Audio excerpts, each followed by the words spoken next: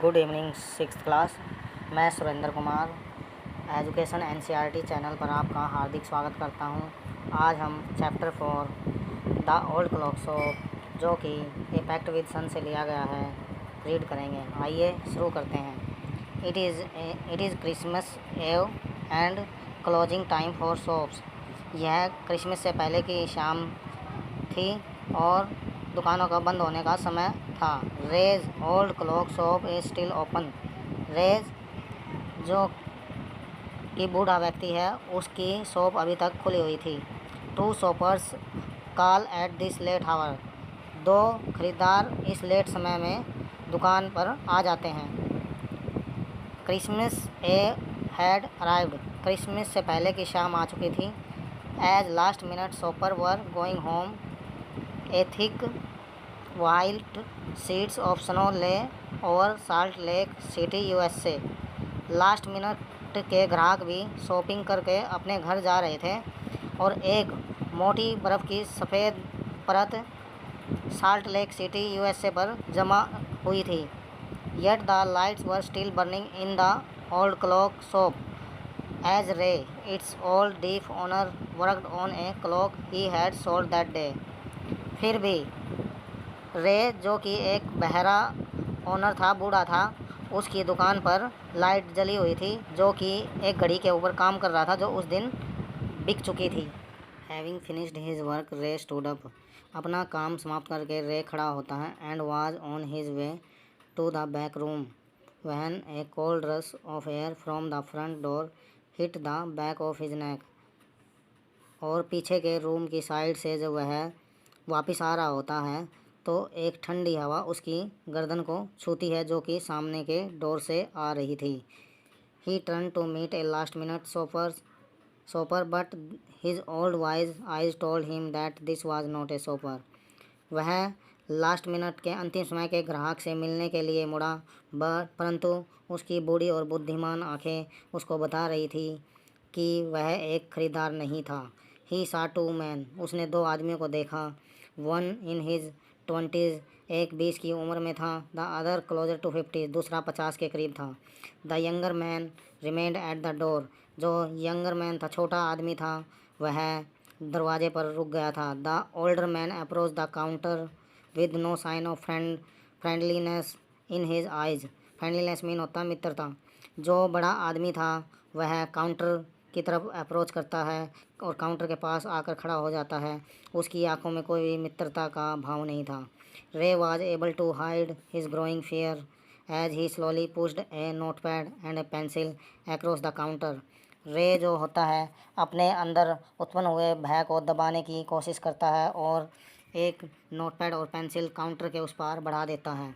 He smiled at the unfriendly face. वह जो मित्र नहीं लग रहा था उसकी तरफ, उसके चेहरे की तरफ मुस्कुराहट देता है। Then pointed to his ears. तब अपने कानों की तरफ संकेत करता है। And shook his head from side to side. और अपने सिर को एक साइड से दूसरी साइड हिला देता है। A quick look of surprise changed the man face as he studies the notepad.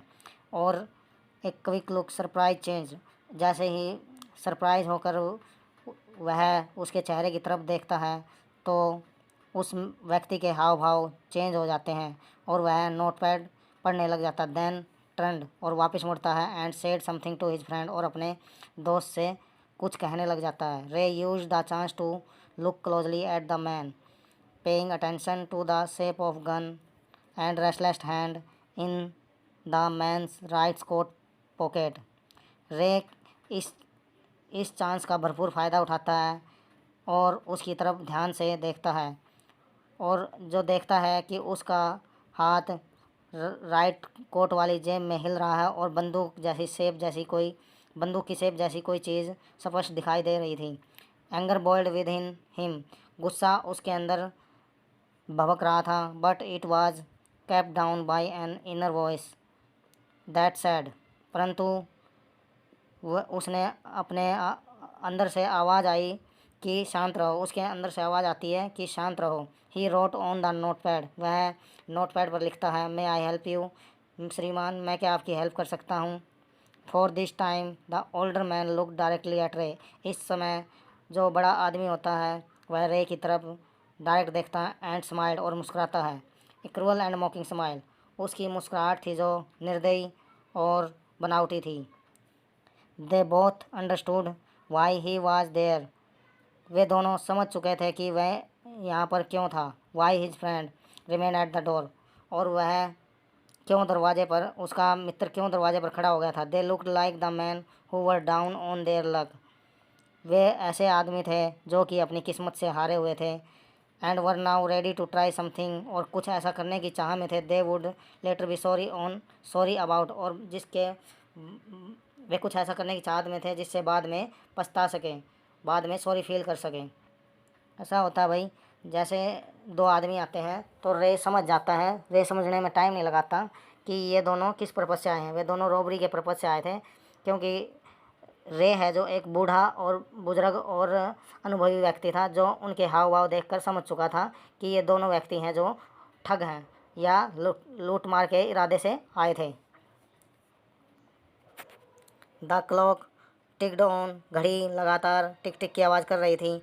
रे कामली रोट अनदर मैसेज, रे ने दूसरा मैसेज शांतपूर्ण भाव से लिखा। Have you come to pick up a clock और वॉच, क्या तुम दीवार घड़ी या घड़ी उठाने के लिए आए हो। Then he pointed to the loan board, तब उसने लोन बोर्ड की तरफ इशारा किया। Filled with hanging clocks and pocket watches, जो कि दीवार घड़ियों से और पॉकेट वॉचों से भरा पड़ा था।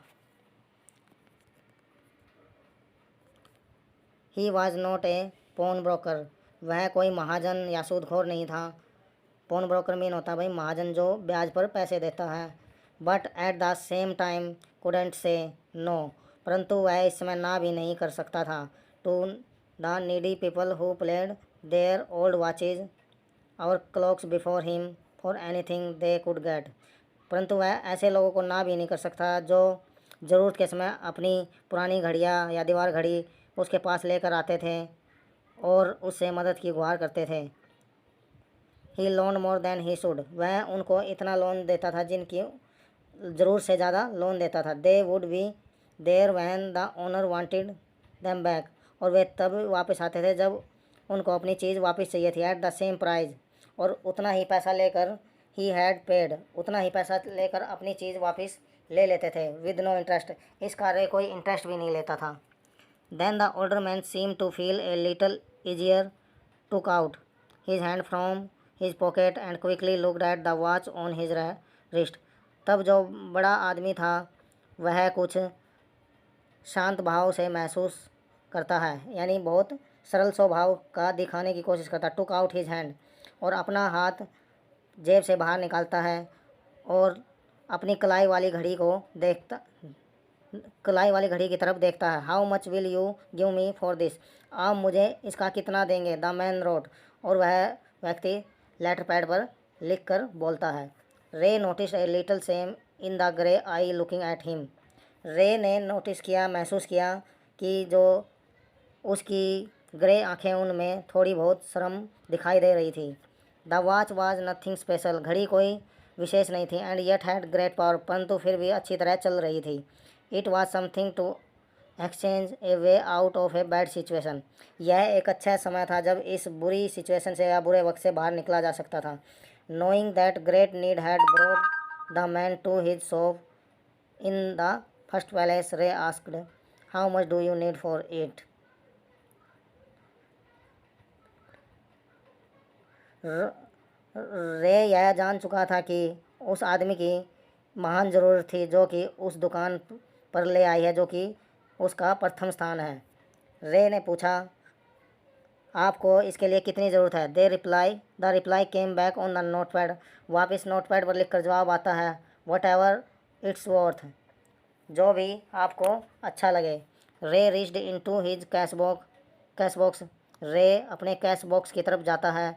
पुल्ड आउट ए $50 नोट, और एक $50 का नोट बाहर निकालता है। And passed it into the man's hand, और व्यक्ति के हाथ में दे देता है। एज दे शुक हैंड्स, जब वे हाथ हिला रहे होते हैं। रे लुक्ड इनटू द मैन्स आई, रे उस व्यक्ति की आंखों में देखता। दे सीम टू से, वे ऐसा कहते हुए प्रतीत हो रही हैं, थैंक यू, आपका धन्यवाद। They both knew the watch wasn't worth that much. वे दोनों जानते थे कि घड़ी इतनी कीमत की नहीं थी। Before turning to leave the main road, जाने से पहले व्यक्ति लिखता है I will be back to pick it up as soon as I can. मैं जितना जल्दी हो सके वापस आऊँगा और अपनी घड़ी को ले जाऊँगा। मैरी क्रिसमस, और आपको क्रिसमस की शुभकामनाएं। The little story ended on the half hour with the clock striking all together. यह छोटी स्टोरी आधे घंटे के अंदर समाप्त हो जाती है और सारी घड़ियाँ एक साथ बज उठती हैं। The time pieces which has been looking on silently all the while. सारी की सारी टाइम पीस यानी सारी की सारी घड़ियाँ ये सब अक्षर चुपचाप देख रही थी। रेंग आउट, और बज उठी। The time with such feeling, इस भावना के साथ बज उठी। दैट इवन रे thought he could hear them, कि केवल रे ही उनको सुन सकता था, महसूस कर सकता था। Their sweet musical message was filled with hope, उनके मधुर संगीत से पूरा वातावरण इस आशा से भर गया था। The timeless message of peace on earth, goodwill towards all was felt by the three man who stood in the old clock shop, कि धरती पर शांति, अच्छाई जो कि तीनों ने महसूस की थी जो उस समय उस पुरानी घड़ियों की दुकान में खड़े हुए थे। Thank you student. ये हमारा चैप्टर यहाँ पर समाप्त होता है। चैप्टर कैसा लगा कमेंट ज़रूर करें, लाइक करें, सब्सक्राइब करें, शेयर करें। Thank you.